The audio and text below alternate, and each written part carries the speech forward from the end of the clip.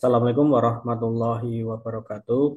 Salam sehat selalu teman-teman sekalian. Pada pertemuan kali ini kita akan membahas tentang fintech institution atau beberapa institusi yang berada di dalam industri finansial teknologi. Di dalam beberapa institusi atau perusahaan yang ada di industri finansial teknologi, terdapat beberapa kegiatan usaha, kemudian beberapa jenis produk dan layanan yang ditawarkan kepada secara umum masyarakat, individu, atau perusahaan dalam memberikan kebutuhan dan layanan dari aspek finansial. Kita lihat eh, satu persatu berkaitan dengan fintech institution berdasarkan kegiatan bisnis di dalam industri finansial teknologi. Secara umum ada 5 kegiatan bisnis yang meliputi di dalam aktivitas industri finansial teknologi. Kegiatan bisnis yang pertama yaitu ada crowdfunding. Kemudian yang kedua ada microfinancing. Kemudian yang ketiga ada peer-to-peer lending. Kemudian yang keempat ada market comparison. Kemudian yang kelima ada digital payment system. Secara umum, beberapa perusahaan bisnis yang tergabung di dalam industri fintech, mereka menyelenggarakan berkaitan dengan penawaran produk dari aktivitas keuangan dan layanan berbasis keuangan.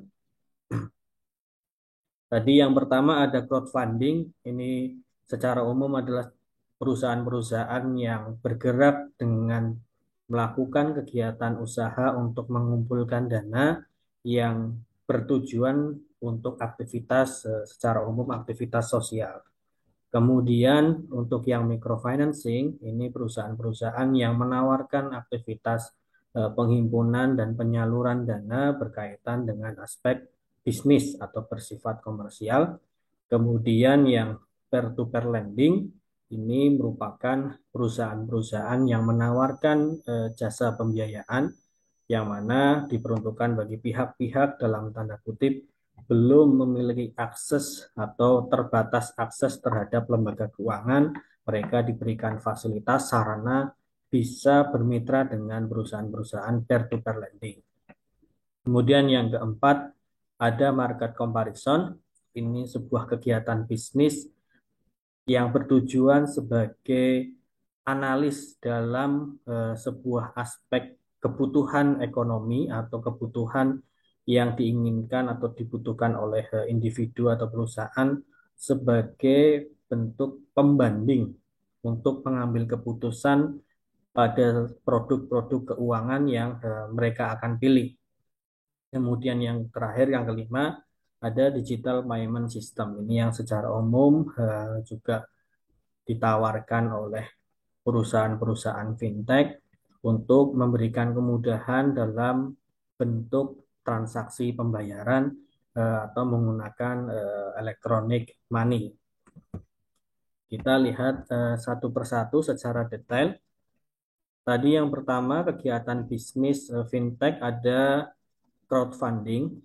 Crowdfunding atau penggalangan dana. Ini merupakan salah satu model fintech yang sedang populer di berbagai negara termasuk di Indonesia.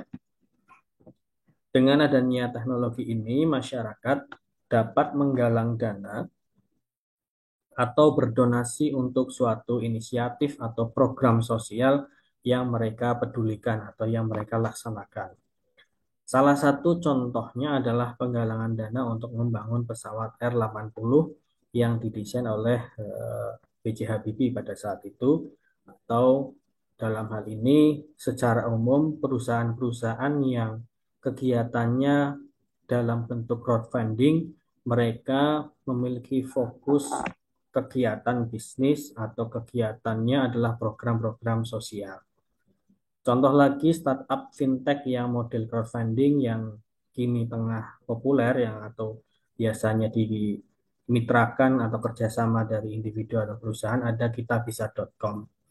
Ini perusahaan-perusahaan crowdfunding ini mereka menawarkan layanan penghimpunan dana ya atau penggalangan dana yang bersifat sosial, bisa diperuntukkan untuk beberapa program yang ada di dalam kehidupan masyarakat. Misalnya untuk mungkin pembangunan infrastruktur di pedesaan terpencil, kemudian pembangunan aspek pendidikan, sekolah, dan seterusnya. Itu bisa memanfaatkan layanan dari fintech atau perusahaan crowdfunding ini. Kemudian dalam aktivitasnya nanti perusahaan akan memperoleh dalam tanda kutip besaran biaya dari pengelolaan dana bersifat bagi hasil atau mungkin ada persentase yang diperuntukkan sebagai biaya pengelolaan dalam aktivitas crowdfunding ini. Atau mungkin biasanya juga berkaitan dengan crowdfunding ini diperuntukkan untuk program sebuah proyek sosial yang nantinya ketika proyek itu dijalankan atau dilaksanakan kemudian mendapatkan profit, nanti ada persentase pembagian keuntungan yang diberikan kepada pihak-pihak yang berkontribusi atas dana yang disosialkan. Kemudian untuk contohnya beberapa perusahaan crowdfunding, ini ada Santara, ada Biser, ada Akseleran, ada kitabisa.com tadi, Ayo Peduli ID, kemudian Gandeng Tangan, Wiger ID, dan Kolase, dan seterusnya. Ada beberapa perusahaan-perusahaan crowdfunding yang sudah berjalan sejak mulai fintech ini berjalan hingga saat ini. Kemudian yang kedua, itu ada kegiatan bisnis microfinancing.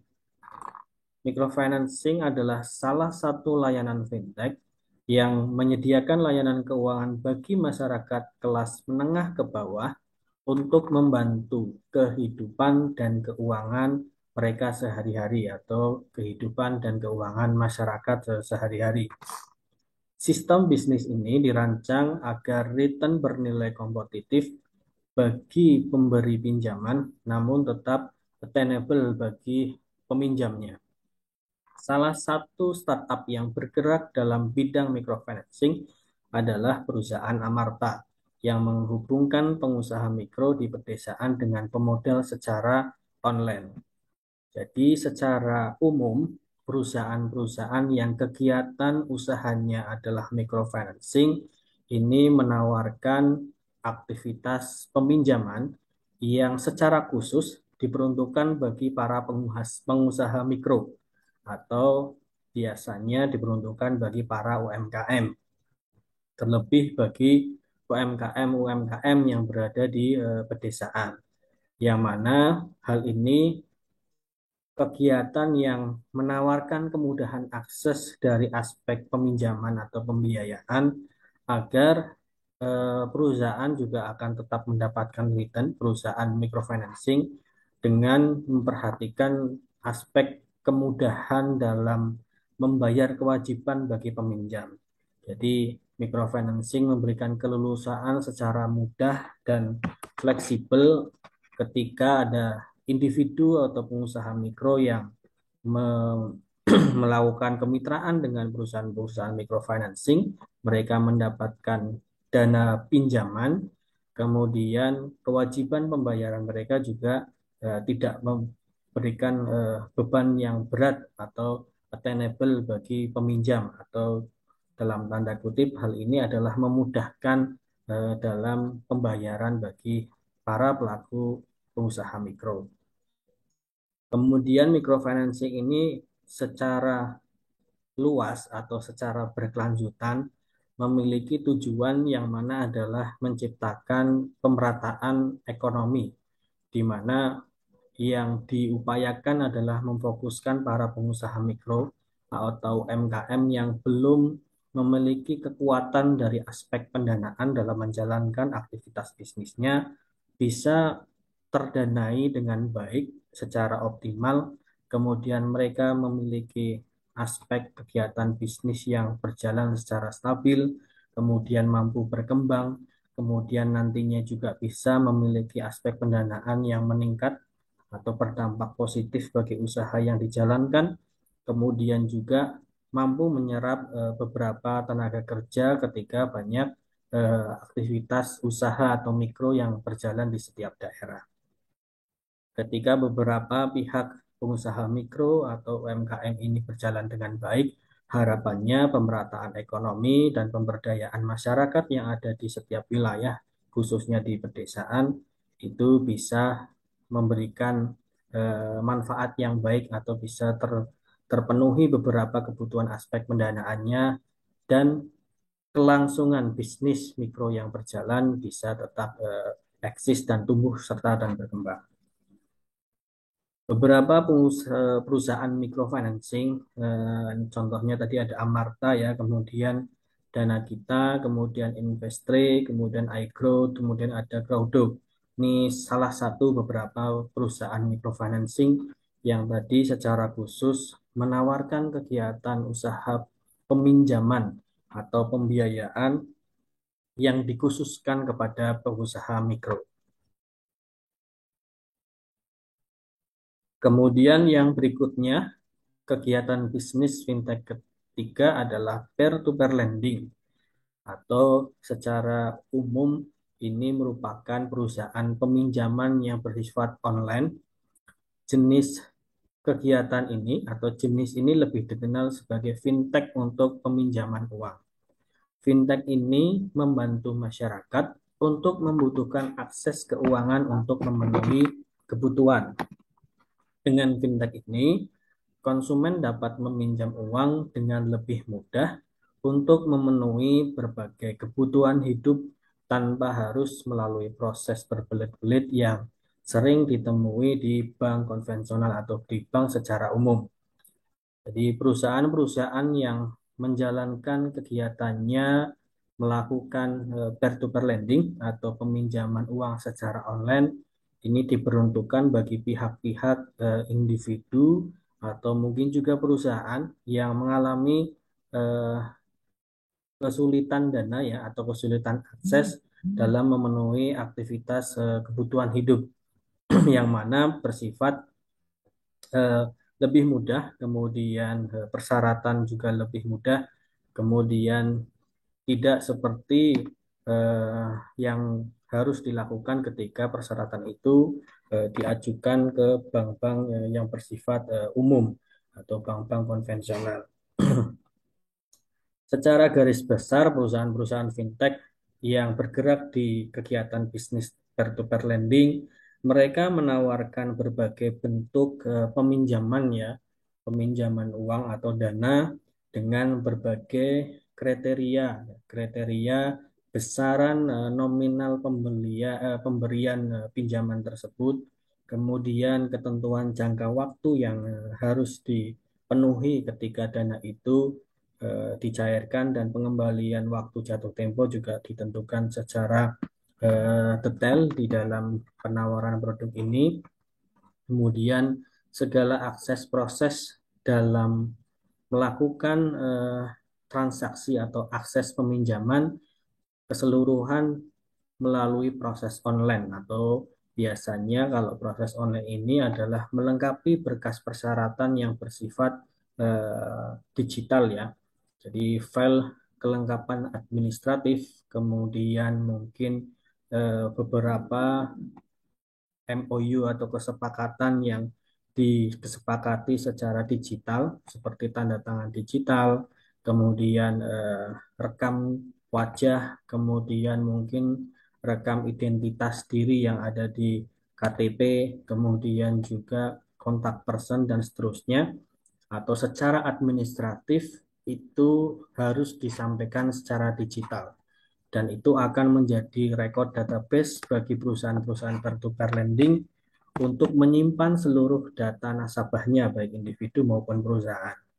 Kemudian perusahaan peer-to-peer lending ini juga terintegrasi ya dengan database yang dimiliki oleh Bank Indonesia atau OJK terkait bagaimana di dalam proses persetujuan atau analisa peminjaman di aktivitas perusahaan peer-to-peer lending, nanti akan ada penilaian terkait dengan kelayakan dan kepantasan yang diberikan kepada individu atau mungkin perusahaan dari besaran biaya yang diajukan atau peminjaman yang diajukan. Kemudian berkaitan dengan kegiatan bisnis ini tentu adalah mengharapkan bentuk profit atau komersial yang diharapkan dari besaran bunga peminjaman yang ditetapkan, dan harapannya aktivitas ini juga bisa berjalan secara sehat ya. Jadi perusahaan-perusahaan peer-to-peer lending juga sudah menetapkan beberapa sanksi jika terjadi kelalaian atau resiko dari para peminjamnya. Kemudian secara garis besar perusahaan-perusahaan perlending ini diawasi atau penyelenggaraannya secara berkelanjutan dinilai, kemudian diawasi oleh pihak otoritas. Dalam hal ini adalah otoritas jasa keuangan untuk mengetahui kelayakan, kepantasan dan penilaian terhadap operasional dari peer-to-peer lending apakah berjalan dengan sehat dan baik atau tidak, akan dievaluasi secara berkelanjutan. Jadi secara umum dengan munculnya perusahaan fintech yang berjalan di Indonesia hingga saat itu banyak bermunculan ya startup-startup yang menawarkan layanan keuangan melalui kegiatan bisnis peminjaman. Kemudian barulah otoritas jasa keuangan melakukan pengaturan dan pengetatan atas kelayakan dari pihak-pihak yang menyelenggarakan peminjaman secara online bisa melakukan aktivitasnya sesuai dengan aturan perundang-undangan. Kemudian ini salah satu beberapa contoh perusahaan-perusahaan peer-to-peer lending yang ada di Indonesia. Data di Otoritas Jasa Keuangan secara perkembangan munculnya kegiatan bisnis startup peer-to-peer lending pada saat itu kurang lebih hampir ada startup perusahaan peer-to-peer lending kurang lebih dari 200 perusahaan. Jadi banyak startup bermunculan yang melaksanakan kegiatan bisnis peminjaman online ini. Kemudian seiring perkembangan ada regulasi yang mengatur kelayakan dan ketepatan dalam perusahaan menjalankan aktivitas peminjaman online. Kemudian ada evaluasi secara terus-menerus berkelanjutan, dan data terakhir di tahun 2002 perusahaan-perusahaan yang layak dan tepat mendapatkan izin oleh Otoritas Jasa Keuangan itu berjumlah sekitar 102 perusahaan. Jadi hingga tahun 2002 ini perusahaan peer-to-peer lending atau peminjaman online yang memiliki izin resmi dan sah dari Otoritas Jasa Keuangan ada 102 perusahaan. Dan di luar itu masih banyak beberapa perusahaan startup lain yang kegiatannya peer-to-peer lending tetapi tidak memiliki izin atau ilegal, tidak melaporkan ketentuan aktivitasnya, produk dan seterusnya kepada Otoritas Jasa Keuangan. Hal itu dikarenakan beberapa perusahaan peer-to-peer lending tidak melakukan pelaporan aktivitas usaha, kemudian juga kegiatannya tidak sesuai dengan perundang-undangan, itu sehingga tidak diizinkan oleh Otoritas Jasa Keuangan. Kemudian yang berikutnya, produk yang atau kegiatan bisnis yang keempat adalah market comparison. Market comparison adalah teknologi atau dengan fintech ini, individu atau perusahaan dapat membandingkan macam-macam produk keuangan dari berbagai penyedia jasa keuangan. Fintech ini juga dapat berfungsi sebagai perencana finansial. Dengan bantuan fintech ini, penggunanya dapat mendapatkan berbagai pilihan investasi untuk kebutuhan di masa depan.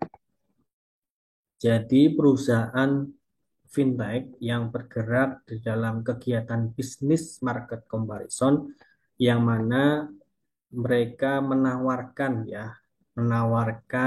platform analisa terkait dengan jasa keuangan, atau sebagai perusahaan yang memberikan informasi atau rekomendasi bagi setiap individu atau perusahaan ketika ingin melakukan perencanaan secara finansial.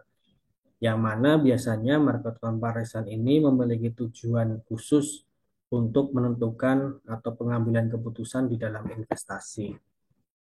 Contohnya misal, jadi kalau ada individu ingin membandingkan atau ingin melakukan keputusan dalam penentuan aktivitas asuransi bagi dirinya atau bagi mungkin perusahaannya, yang bersangkutan bisa melakukan market comparison antara produk asuransi perusahaan satu dengan yang lainnya. Atau mungkin juga ketika ada investor ingin menentukan investasi di dalam pasar modal misal, kemudian memprediksi kualitas dari atau kelayakan saham perusahaan satu dengan yang lainnya, manakah yang memiliki potensi keuntungan di masa depan atau yang memiliki nilai baik untuk bisa dipilih dalam berinvestasi saham. Itu bisa memanfaatkan platform yang ditawarkan oleh perusahaan dengan kegiatan bisnis market comparison. Jadi nanti mereka akan mendapatkan seluruh data dan informasi terkait dengan tadi sesuatu yang dibandingkan atau sesuatu yang dianalisa melalui platform perusahaan market comparison tersebut. Contoh beberapa perusahaan yang menjalankan kegiatan bisnis market comparison itu ada Cek Aja, kemudian Cermati, kemudian Atur Duit, kemudian Privy ID, dan Kredit Gogo. Ini beberapa perusahaan-perusahaan yang menawarkan kegiatan bisnis tadi ya sebagai bentuk analisa informasi untuk membandingkan antara produk keuangan satu dengan yang lainnya atau membandingkan antara pilihan tujuan di dalam berinvestasi antara investasi satu dengan yang lainnya. Kemudian yang terakhir ini berkaitan dengan kegiatan bisnis digital payment system. Fintech ini bergerak di bidang penyediaan layanan berupa pembayaran atau transaksi pembayaran yang secara luas ini untuk pembayaran semua tagihan yang dibutuhkan oleh individu atau perusahaan. Seperti contoh misalnya transaksi pembayaran untuk pembelian pulsa, kemudian pasca bayar, kemudian kartu kredit atau token listrik PLN, atau transaksi-transaksi yang dilakukan oleh setiap individu ketika ingin melakukan pembayaran melalui digital payment system atau melalui platform yang disediakan oleh perusahaan-perusahaan digital payment system. Salah satu contoh fintech yang bergerak di bidang ini adalah ada Payfast yang berbasis keagenan untuk membantu masyarakat Indonesia, terutama untuk yang tidak memiliki akses ke bank, untuk melakukan pembayaran berbagai macam tagihan di setiap bulannya. Jadi beberapa perusahaan fintech yang bergerak di bidang atau kegiatan bisnis digital payment itu menawarkan dompet digital ya atau mekanisme platform pembayaran untuk berbagai kebutuhan transaksi. Jadi hal ini apalagi dengan fenomena terjadinya pandemi memudahkan bagi setiap individu yang ketika ingin melakukan transaksi pembayaran harus melakukan akses datang langsung ke lembaga keuangan atau di perbankan, mereka sudah bisa akses melalui platform yang diciptakan dengan layanan digital payment system. Banyak beberapa perusahaan-perusahaan yang berkembang bermunculan eh, yang mana segala kebutuhan aktivitas pembayaran bisa dilakukan melalui perusahaan kegiatan bisnis digital payment system ini. Apalagi dengan fenomena bisnis yang terjadi ya, semakin banyaknya beberapa pelaku usaha, kemudian perusahaan yang aktivitasnya bukan hanya bersifat konvensional atau offline, mereka sudah melakukan aktivitas atau bisnis yang bersifat online atau melakukan perdagangan online, yaitu tergabung di dalam industri e-commerce. banyak beberapa pelaku bisnis yang secara online atau di dalam industri e-commerce memanfaatkan platform digital payment ini. Jadi memudahkan akses ya atau layanan bagi setiap individu ketika bertransaksi bisa melakukan pembayaran secara praktis melalui genggaman ya dari software atau platform yang diciptakan oleh perusahaan digital payment system ini. Apalagi beberapa e-commerce juga bekerja sama ya bermitra dengan berbagai digital payment system, kemudian mereka menawarkan beberapa promo atau cashback untuk menarik atau menciptakan daya tarik agar mereka terus memanfaatkan platform ini, yang mana hal tersebut juga memberikan keuntungan bagi perusahaan bisnis tersebut sendiri, transaksinya berjalan secara baik atau ada peningkatan, kemudian perusahaan digital payment juga mendapatkan return atau manfaat dari aktivitas pembayaran yang bersifat online ini. Beberapa contoh yang ada di dalam perusahaan digital payment, contohnya ada OVO, ada GoPay, ada Link Aja, kemudian Doku, Dana, Sakuku, kemudian Paytrend. Itu salah satu contoh beberapa perusahaan yang menawarkan kegiatan usahanya atau bisnisnya adalah digital payment dengan berbagai platform yang diciptakan untuk memenuhi berbagai pembayaran atau transaksi pembayaran setiap individu atau masyarakat atau mungkin perusahaan dalam bertransaksi.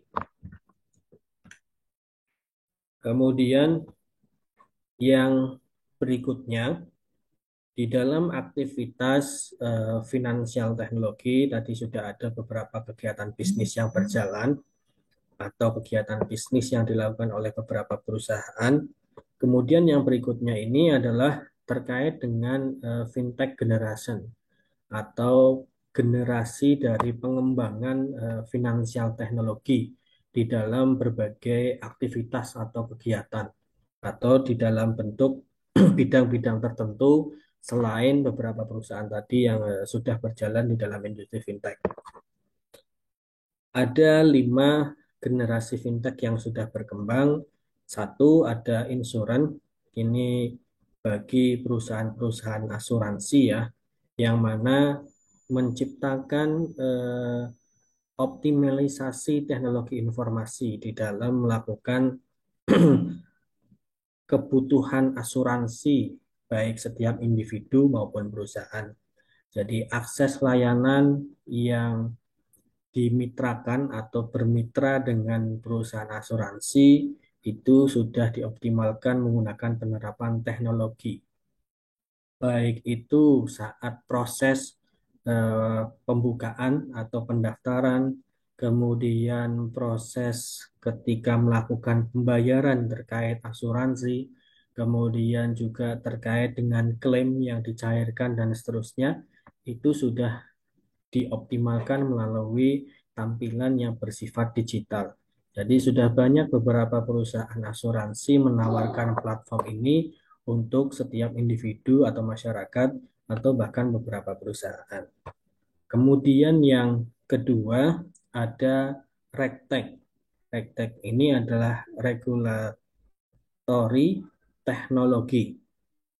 Regulatory teknologi ini diperuntukkan bagi beberapa perusahaan yang secara umum mereka menciptakan aturan-aturan yang sudah ditampilkan atau dihadirkan secara digital.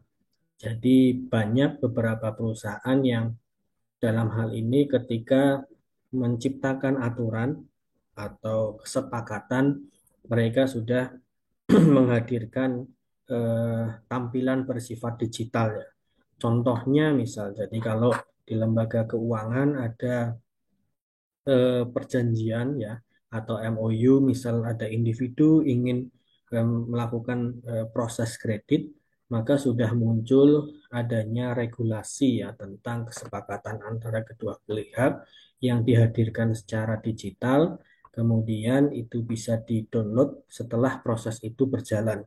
Kemudian nanti bisa diatur beberapa mekanisme tentang aturan di dalam proses kredit itu, misalnya kewajiban untuk membayar, kemudian sanksi, kemudian aturan-aturan yang diatur di dalam proses kredit tersebut. Juga termasuk hal ini regulasi yang dilakukan oleh misalnya di dalam beberapa bidang lain, misalnya contoh ada di aspek bidang kesehatan ya, regulasi-regulasi yang dihadirkan atau ditampilkan secara digital itu sudah bisa diakses tadi, misalnya proses ingin pendaftaran untuk pemeriksaan atau periksa ke rumah sakit misalnya, itu sudah bisa diakses melalui platform Rektek ini yang dihadirkan oleh perusahaan-perusahaan di bidangnya masing-masing. Kemudian yang ketiga ada blockchain atau kripto atau cryptocurrency. Ini merupakan generasi fintech yang menawarkan bentuk investasi dalam nominal koinnya. Ya, secara umum kegiatan ini adalah kegiatan untuk investasi bagi para individu atau perusahaan. Blockchain ini mengintegrasikan antara perusahaan satu dengan yang lainnya ketika berinvestasi atau menempatkan dananya dalam bentuk cryptocurrency.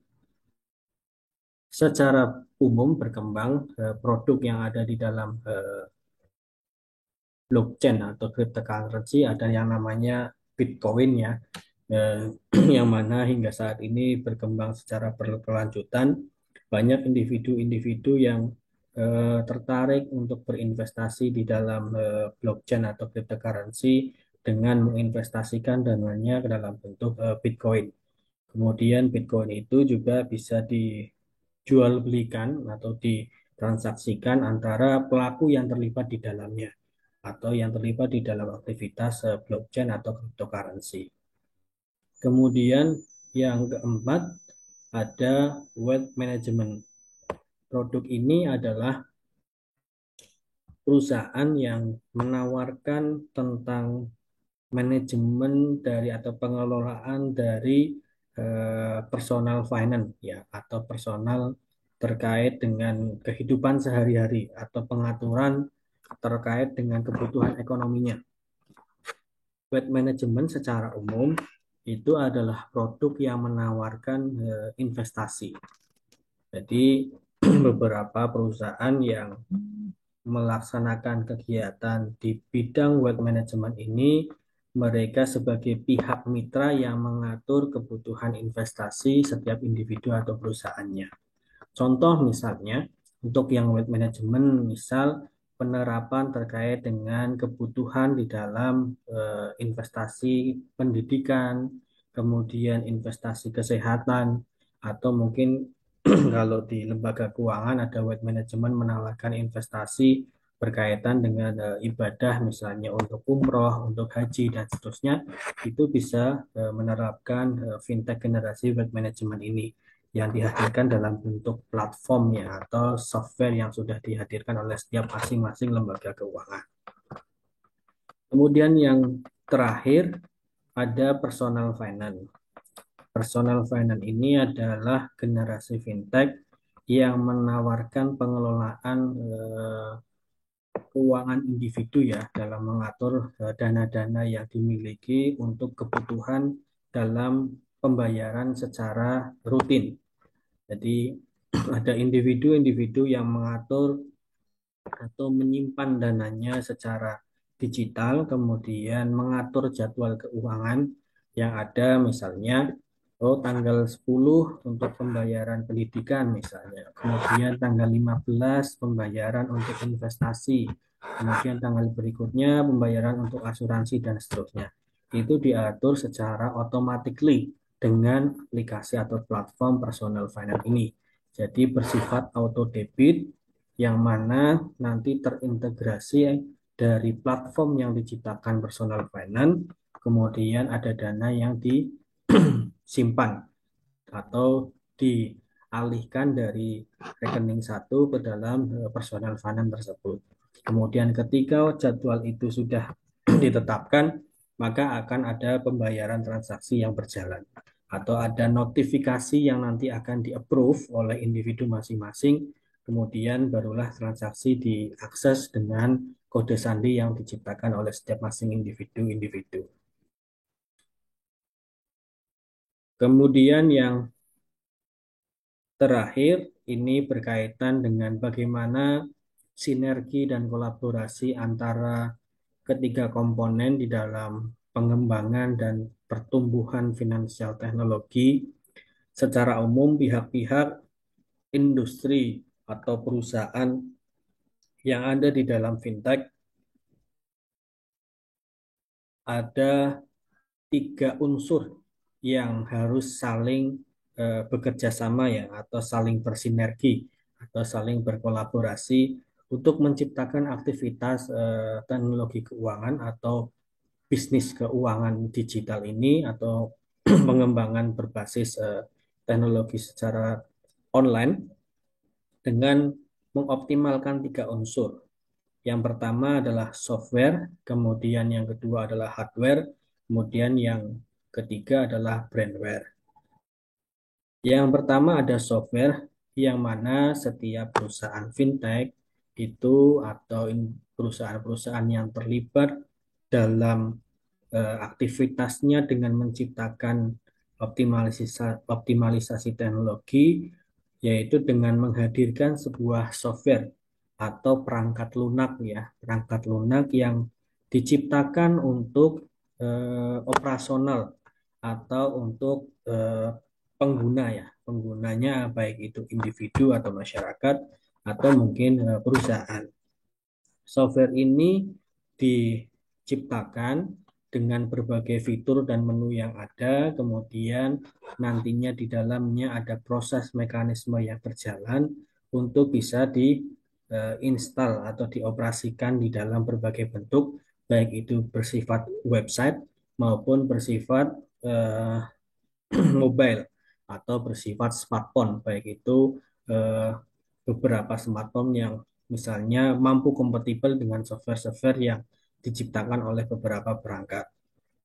Software ini nantinya mendukung ya dalam operasional perusahaan-perusahaan fintech untuk menghadirkan layanan berbasis digital atau berbasis teknologi dengan tadi kegiatan bisnis yang ada, baik itu crowdfunding, kemudian yang kedua ada microfinancing, kemudian yang ketiga ada peer-to-peer lending atau peminjaman online, kemudian ada market comparison, kemudian juga ada digital payment. Itu muncul dari diciptakannya beberapa software atau platform tadi. Kemudian yang kedua, unsur kedua adalah hardware.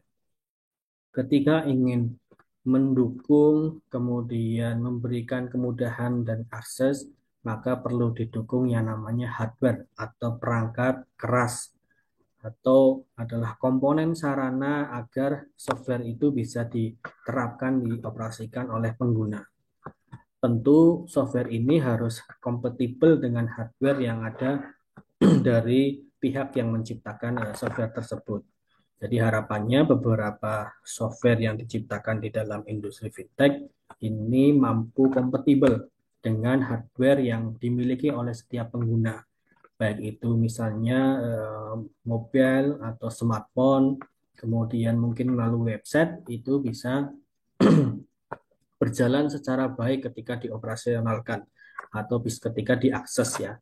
Dan hardware ini juga harus dipersiapkan sesuai dengan eh, kemampuan dari software yang diciptakan, kapasitas yang dihadirkan harus tepat, apalagi bagi perusahaan-perusahaan yang bergerak di bidang teknologi, hardware ini harus dipersiapkan secara penuh untuk menyimpan berbagai data secara digital. Kemudian yang ketiga adalah unsur brandware, atau ini adalah individu atau SDM yang melakukan pengelolaan terkait dengan software dan hardware yang dioperasionalkan oleh perusahaan-perusahaan yang tergabung di dalam industri finansial teknologi. Kalau secara garis besar dari sisi brandware yang paling unggul tentu adalah individu atau SDM yang dalam tanda kutip memiliki kompetensi di bidang ilmu teknologi ya atau komputerisasi atau sistem informasi karena mereka memiliki pengetahuan secara akademik maupun secara eh, praktek ya berkaitan dengan apa yang di maintenance, kemudian diperbaiki, kemudian diciptakan dari software, kemudian dari kebutuhan hardware yang harus dihadirkan dari bidang-bidang ilmu yang bidang-bidang ilmu tersebut tadi yang saya sampaikan memiliki apa kemampuan lebih unggul dibandingkan dengan bidang ilmu yang lain. Tapi bukan tidak mungkin banyak beberapa individu juga di bidang ilmu yang lain mampu menguasai skill-skill untuk pengelolaan software maupun hardware tersebut. Kemudian termasuk brandware ini juga bidang ilmu yang lain adalah pengurusan manajemen dari aspek keuangan, pemasaran, kemudian SDM, strategik, kemudian produksi atau manufaktur juga dibutuhkan bagi beberapa perusahaan fintech ini. Jadi ketiga komponen inilah yang nantinya menjadikan penopang ya atau penguat di dalam aktivitas operasional bagi seluruh industri perusahaan di dalam industri finansial teknologi. Semakin optimal software yang dihadirkan dan memiliki kekuatan hardware yang baik dan pengelolaan atau SDM yang kuat di dalam perusahaan fintech tersebut, maka semakin baik pula perusahaan fintech ini dalam menjalankan aktivitasnya. Dan ketiga unsur inilah harus dilakukan monitoring dan evaluasi secara berkelanjutan ya. Jadi jika ada sesuatu hal yang belum tepat atau mendapatkan kritik dan saran dari pengguna, maka akan segera diperbaiki dan seterusnya.